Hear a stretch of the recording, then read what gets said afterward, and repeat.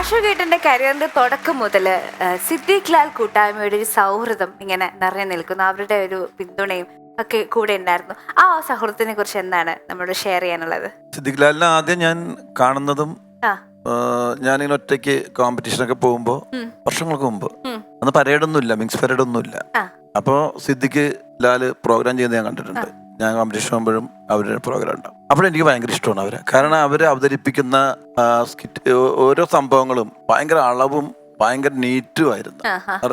ആ ഒരു അവതരണ ശൈലിയും ഭയങ്കര ഗംഭീരമായിരുന്നു. പിന്നെ ഇവർ തമ്മിലുള്ള പ്രോഗ്രാം ഞങ്ങൾ യന്ത്രമനുഷ്യനൊക്കെ അന്നും അവരിങ്ങനെ ചെയ്യുമായിരുന്നു. അതിനുശേഷമാണ് ഞാൻ കലാഭവന്റെ ഗാനമേളയുടെ ഇന്റർവെല്ലിൽ വരുന്നത്.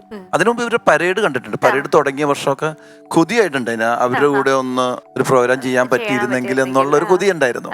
ശേഷമാണ് ഞാൻ കലാഭവനിൽ വരുന്നത്. കലാഭവനിൽ വന്നതിന് ശേഷവും ഇവരെ കാണുന്ന ഒരു അത്ഭുതത്തോട് തന്നെ കാണാം. പിന്നീട് ഇവരായിട്ട് പരിചയപ്പെട്ടതിന് ശേഷം ഇവരായിട്ട് ഭയങ്കര സൗഹൃദമായി. പിന്നെ ഈ പുല്ലേപ്പടി എന്ന് പറയുന്ന ഒരു സ്ഥലമാണ് ഞങ്ങളുടെ ക്യാമ്പ്. അവിടെ ആ സ്റ്റേഡിയത്തിൽ പോയിരിക്കും.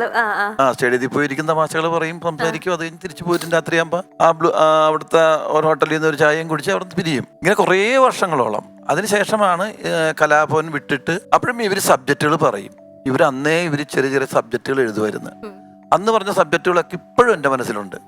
അതിനുശേഷം ഞങ്ങൾ അവിടുന്ന് കലാഭവനിൽ മാറി ഹരിശ്രീയിൽ തുടങ്ങി. ആ വർഷം കുറേ പ്രോഗ്രാം ചെയ്തു. അപ്പം എന്തെങ്കിലും ഒരു തമാശ പറഞ്ഞ ലാലൊരു തമാശ പറഞ്ഞ സിദ്ദിഖ് കൗണ്ടർ പറയും. സിദ്ദിഖ് ഒരു തമാശ എൻ്റെ കൗണ്ടർ. ഈ കൗണ്ടറെല്ലാം ഭയങ്കര ഡീസന്റ് കൗണ്ടറുകളായിരുന്നു.